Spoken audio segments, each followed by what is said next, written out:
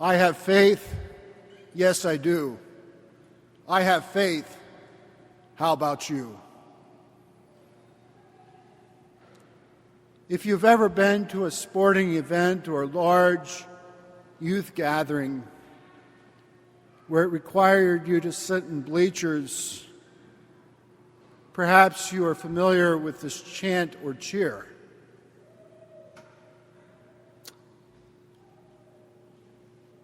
For those of you who are not familiar how this cheer or chant works, I will fill you in.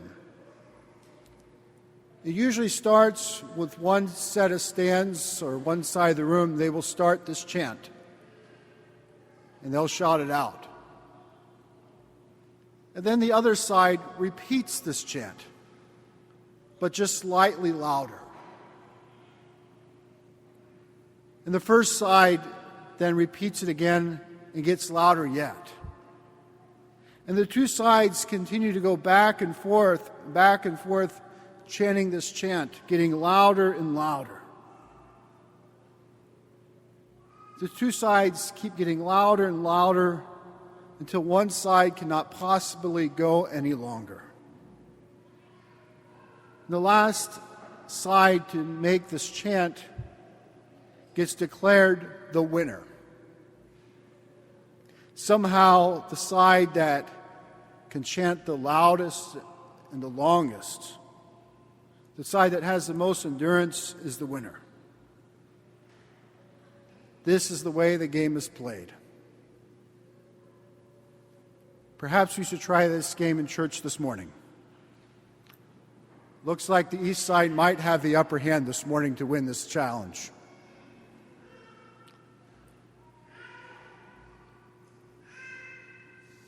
But you know, one side being able to chant louder and longer than the other, I would venture to guess, is not a very good accurate way of measuring somebody's faith over the other. All this measures is the fact that you can chant louder and longer and you have more endurance than somebody else.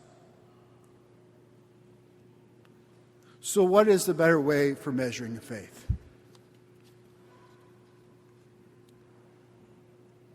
Some may make the point that one of the ways to say who has more faith would be somebody would go and study, read a book, and then would be able to repeat the facts back that they've learned. Studying and knowing facts is important.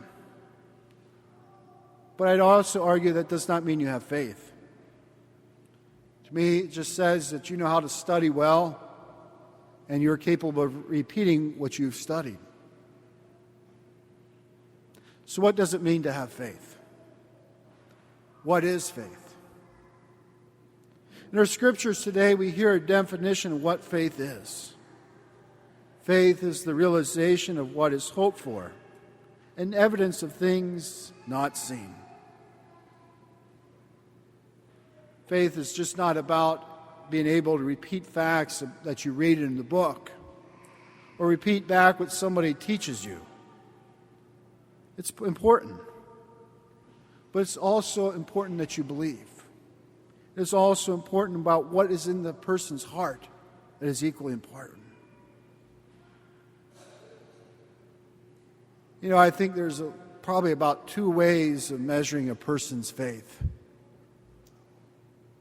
One way would be to look at a person's heart and to measure what is on the inside. But probably a more easier way to measure a person's heart is to look at the example by which they live their lives. Some may try to make the point that we live in a faithless city or country or even world for that matter. And at times we do see evidence of this. I mean, we don't have to go far to see the heartless things that people are doing in our world. I mean, just pull out your electronic device and look at the news page. If you don't have an electronic device, go home this evening and watch the evening news. We see many heartless and faithless actions.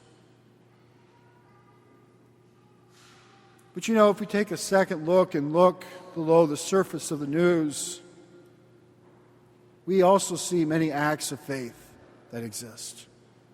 Some of these acts of faith might exceed those that are faithless. A great example, I think, of faith is the example of a child. A child needs a parent or guardian to provide everything he or she needs: food, clothing, and everything in between. Where I think another example of faith is just random acts of kindness we do for one another. Whether that be taking that time to hold the door open for somebody, the time that we exchange a smile with somebody, or simply just say hello. Or I think about those times we make to visit with somebody who's lonely. Another example of practicing faith was 2 weeks ago when we ran the Yes program. Teens from our pastoral region went out to the elderly in our pastoral region and did various projects for them, pulling weeds and doing spring cleaning. Our young people in participating had the faith to believe that their actions would make a difference in someone else's life.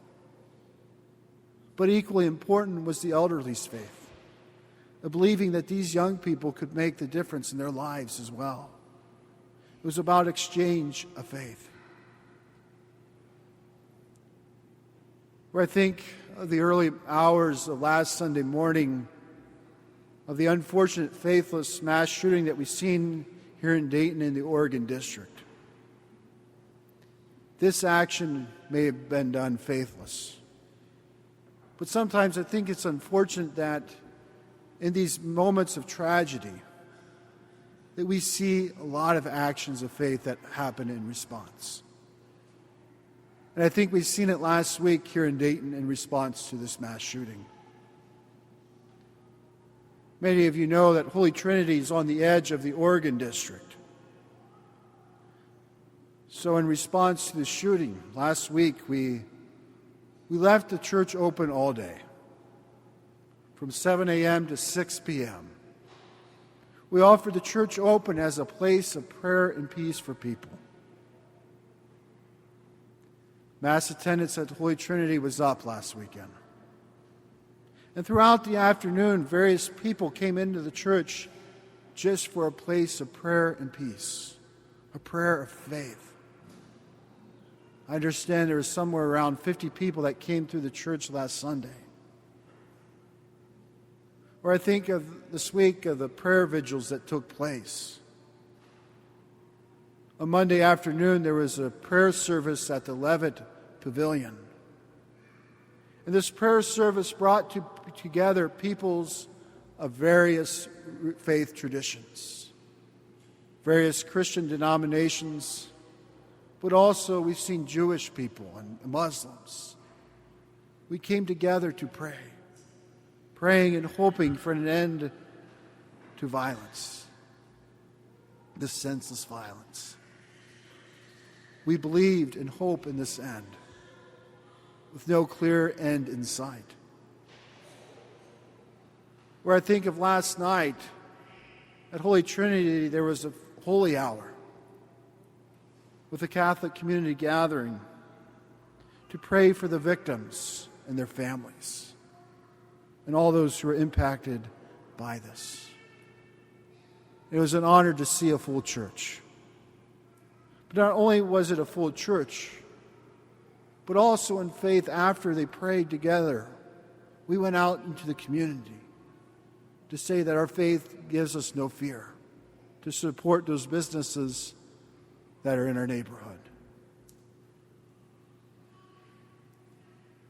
Where I think of today here, we gather here today in faith. We don't come here just for the sake of gathering here, but our faith is what brings us here today. Our faith brings us here because we know our gathering here makes a difference. It matters. It's through our faith that our lives get touched here today. And it's as we get touched here today that we get sent out into our world to make Christ present to all those that we come in contact with this week and beyond.